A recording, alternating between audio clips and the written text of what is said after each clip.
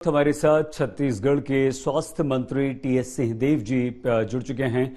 सिंहदेव जी नमस्कार, धन्यवाद आपका आज तक से जुड़ने के लिए। जी नमस्कार जी। पिछले 24 घंटों में छत्तीसगढ़ में 13,000 से ज्यादा केस और 212 से ज्यादा मौतें, यानी कि आंकड़ा आपका बढ़ रहा है आपके तमाम इन दावों के बावजूद कि हम कोरोना से लड़ रहे हैं अच्छी तरह से। स्थिति संतोषजनक है। आपको नहीं लगता कि अब स्थिति बिगड़ रही है सर? अंसारी जी, वास्तविकता ये है कि आंकड़े घटे हैं।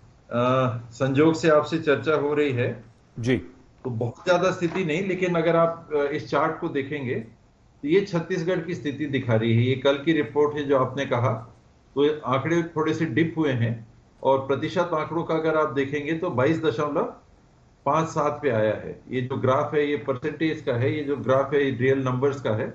तो ये बाय चांस आपसे बात करते करते ये कागज मेरे पास था, ये मैंने आपको बताया। बहुत कुछ अभी करना बाकी है। 28 हमारे जिले हैं।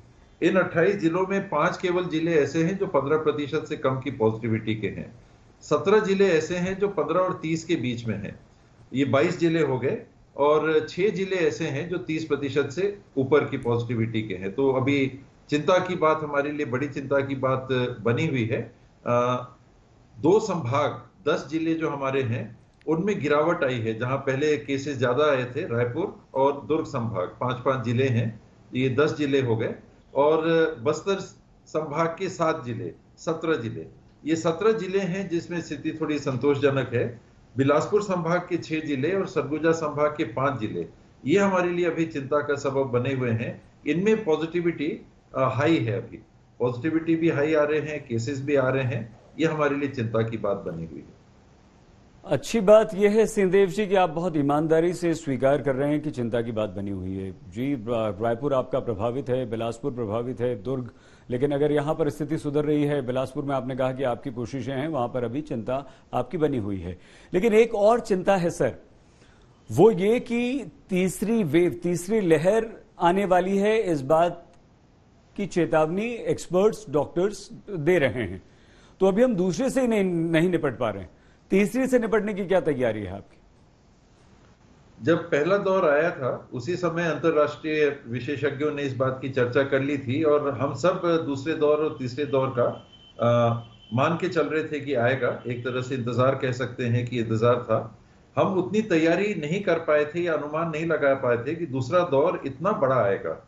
4 गुना से ज्यादा केसेस आ जाएंगे और मृत्यु भी कई गुना ज्यादा हो जाएगी। ये हम लोग अनुमान नहीं लगा पाए थे। तो कम से कम दूसरे दौर ने हमको ये बता दिया है कि पहले और दूसरे दौर में और जो हम तैयारी कर सकते थे अगर हम नहीं कर पाए, तो अब हमको चूकना नहीं चाहिए। दूसरे और तीसरे दौर के बीच में समय लगता है, 2-4-6 महीने कम से कम लग जाते हैं इंफ्रास्ट्रक्चर खड़ा करने में। फिर भी प्रयास ये रहेगा कि जो सबसे ज्यादा कमी आई थी 2 चीजों की, एक आईसीयू के बिस्तरों की और दूसरे ऑक्सीजन के प्रबंधन की। ऑक्सीजन की हमारे यहाँ कमी नहीं थी, प्रबंधन करना पड़ा था। तो ये दोनों चीजों पे हमको बहुत ध्यान देना पड़ेगा। आईसीयू बिस्तरे हम बढ़ा लें, जिसमें प्रयास हमारे चल रहे हैं। निजी संस्थाएं भी हैं, दानदाता संस्थाएं भी हैं। टाटा सन से भी बात हो रही है, रोटरी क्लब वालों से भी बात हो रही है। अन्य कई साथी हैं जो सामने आके मदद करना चाह रहे हैं। अंतरराष्ट्रीय डायस्पोरा जो भारतीय नागरिकों का है, उनने भी हाथ बढ़ाया है, उनसे भी हम लोग चर्चा में हैं। किसी से तकनीकी सहयोग ले रहे हैं, किसी से वस्तुओं का सहयोग ले रहे हैं। तो ये सब के बीच में हमको कम से कम 1000 बिस्तर आईसीयू के और तैयार कर लेने चाहिए तीसरा दौर आने के। अभी बिस्तर खाली दिखेंगे, अगर आप जानकारी लीजिएगा तो वो पैक की स्थिति नहीं है जो हफ्ते भर पहले थी। इसमें कमी आई है, दबाव कम हुआ है अस्पतालों का। लेकिन जो आपने कहा तीसरा दौर अगर इसी के बराबर रहा या इससे ज्यादा, खुदा न खास्ता कहीं इससे ज्यादा मत हो जाए, तो हमारे पास कम से कम 1000 आईसीयू के बिस्तर और होने चाहिए। 1000 बिस्तर और होने चाहिए, वो आप कैसे बनाएंगे उस पर तो हम बात करेंगे। एक विचार ये भी आ रहा है सर सिंहदेव जी, वो विचार ये है कि ग्रामीण इलाकों में खतरा ज्यादा बढ़ गया है क्योंकि अब कोरोना ग्रामीण इलाकों की तरफ गया है। वो बड़ी चुनौती है आपके लिए। तो वहाँ जो प्राइमरी स्कूल्स हैं वो बंद पड़े हैं, खाली पड़े हैं, क्यों ना उन्हें कन्वर्ट कर दिया जाए, आइसोलेशन सेंटर्स बना दिए जाएं, वहाँ ऑक्सीजन का इंतजाम कर दिया जाए। और ये तैयारी सर अभी से क्यों नहीं?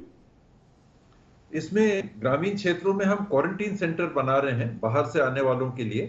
ब्लॉक लेवल पे हम आइसोलेशन सेंटर बना रहे हैं। आप ये समझ सकेंगे कि जब हमको बड़े शहरों में ऑक्सीजन की व्यवस्था प्रबंधन करने में दिक्कत जा रही है, तो इतना अगर डिसेंट्रलाइज कर देंगे कि गांव-गांव में ऑक्सीजन के बिस्तर हो जाएं, तो उनको संभालेगा कौन? ये मानव संसाधन हमारे पास नहीं है। तो छोटी इकाई हम संभागों के मेडिकल कॉलेज से, जिला प्रबंधन, जिला से community health centre, community health centre से प्राथमिक स्वास्थ्य केंद्र, अभी कम्युनिटी हेल्थ सेंटर्स को हम लोग स्ट्रेंथन कर रहे हैं कि कम से कम 20 बिस्तर कम से कम ऑक्सीजन युक्त, और अगर कुछ आईसीयू बिस्तर वहां रख सकें 3-4 भी, तो ये कम्युनिटी हेल्थ सेंटर में हो जाएं। ये करीब 170 हैं, करीब 800 से कुछ कम 790, 92, 96 के आसपास हमारे प्राथमिक स्वास्थ्य केंद्र हैं। अगली कड़ी में वहां तक हमको ऑक्सीजन युक्त बिस्तरों के लिए सोचना पड़ेगा। इसके लिए लॉजिस्टिक्स जो चाहिए, ऑक्सीजन सिलेंडर्स इत्यादि की जो व्यवस्था चाहिए, वो हमको करना पड़ेगा और उसको भर के करना। तो काम हो रहा है। लिक्विड ऑक्सीजन के टैंकर्स भी हम तैयार कर रहे हैं। स्टोरेज टैंकर्स मेडिकल कॉलेजेस में ऑर्डर दिए जा चुके हैं। ऑक्सीजनेशन प्लांट्स की व्यवस्था हो रही है। रिफिल कर सकेंगे क्या, उसके बारे में भी हम लोग चिंतन कर रहे हैं। तब पर्याप्त मात्रा में अगर सिलेंडर्स हो जाते हैं, तब उस विकेंद्रीकरण की तरफ हम जा सकते हैं जो आप इशारा कर रहे हैं कि स्कूलों तक पहुंचना, वो बहुत ज्यादा विकेंद्रीकृत हो जाएगा। अगर हमने पीएचसी लेवल तक भी कर लिया प्रबंधन, तो ये संतोषजनक रहेगा। लोगों तक पहुंच के उनके हालात की जानकारी लेना ये बहुत जरूरी है।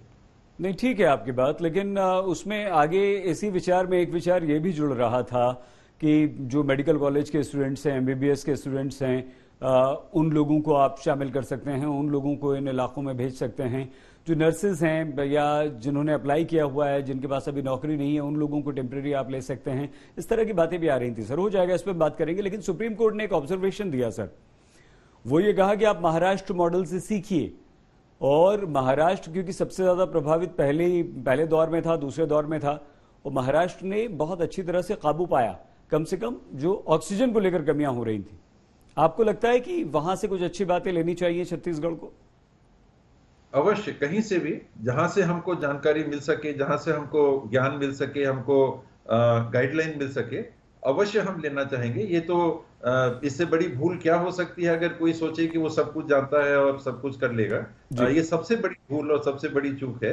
ऐसा हम लोग कभी सोचना भी नहीं चाहेंगे, सोचते भी नहीं। और चाहे वो केरला हो, चाहे महाराष्ट्र हो, चाहे दिल्ली जहां बहुत दबाव में है, वहां की स्थिति हो, देश विदेश की बातें हैं, हम लोग फॉलो करते हैं। राजस्थान भी अच्छा काम करता है स्वास्थ्य के क्षेत्र में, उड़ीसा भी अच्छा काम करता है स्वास्थ्य के क्षेत्र में, तमिलनाडु अच्छा काम करते हैं स्वास्थ्य के क्षेत्र में। तो जहां जहां प्रबंधन बेहतर दिखता है, हम अवश्य हाथ बढ़ाते हैं और उनके अधिकारियों से, उनके जनप्रतिनिधियों से ठीक है सर, मदद मांगते हैं। और हम आशा ये करते हैं कि दूसरी लहर से भी आप निपटें और तीसरी लहर के लिए अपनी तैयारियां पुख्ता रखें, ताकि, क्योंकि मौतों के मामले में भी छत्तीसगढ़ टॉप 5 में आ गया है देश में, तेजी से जो मौतें हो रही हैं। बहुत धन्यवाद आज तक से जुड़ने के लिए टीएस सिंहदेव जी, और आभार आपका, धन्यवाद।